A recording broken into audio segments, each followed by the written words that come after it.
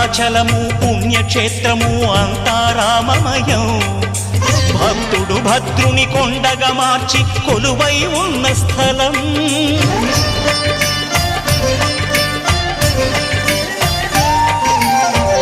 భక్తితో రామదాసు ఈ ఆలయమును కట్టించనయా.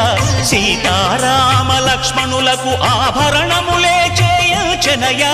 పంచవటిని ఆ జానకి రాముల పర్ణశాల అదిగో. సీతారాములు జలకములాడిన శేషతీర్థమదిగో. రామభక్తితో నదిగా మారిన శబరి ఇదే.